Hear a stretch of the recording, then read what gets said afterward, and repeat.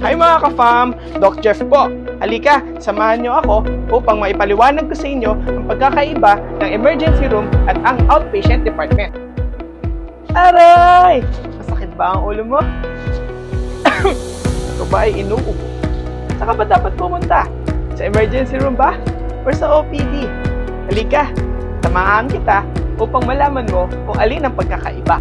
Ang maling pagpunta sa ER or OPD ay maaaring makapagbigay ng mahabang pila or, ang worst, pwedeng makaantala sa pagbibigay ng tamang solusyon or treatment ng mga pasyenteng nanganganib ang buhay.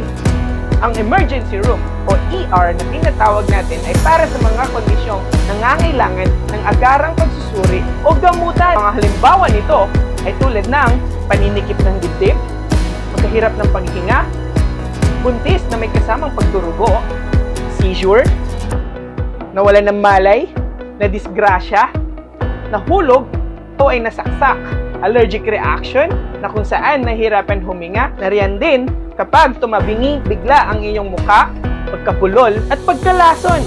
Pag naranasan mo ang lahat ng yan, huwag nang mag-atubiling pumunta pa sa regular clinic. Ay tumakbo na papunta sa pinakamalapit na emergency room. Para saan naman ang OPD or ang outpatient department?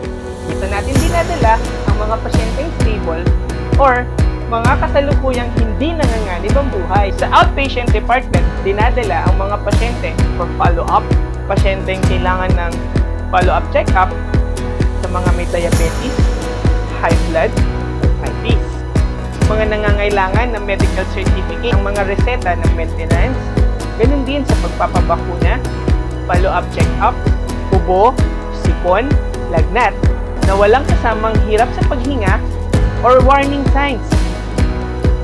Pagbabasa ng mga laboratory workups, sobrang tagal na pananakit ng likod, ganun din ang prenatal check-ups na walang kasamang komplikasyon.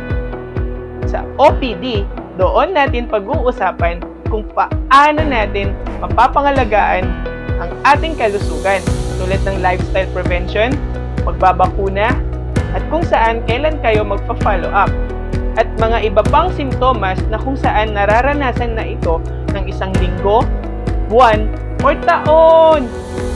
Kaya naman mga ka-fam, gamitin natin ng tama ang emergency room para mapanatili nating handa ito parate para sa mga emergency. At gamitin natin ang OPD para sa tuloy-tuloy at maganda at mahabang pangangalaga sa ating mga kalusugan.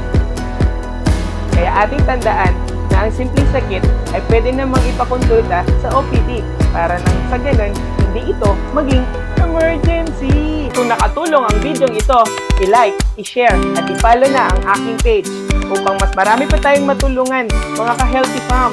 Bye-bye! Ingat!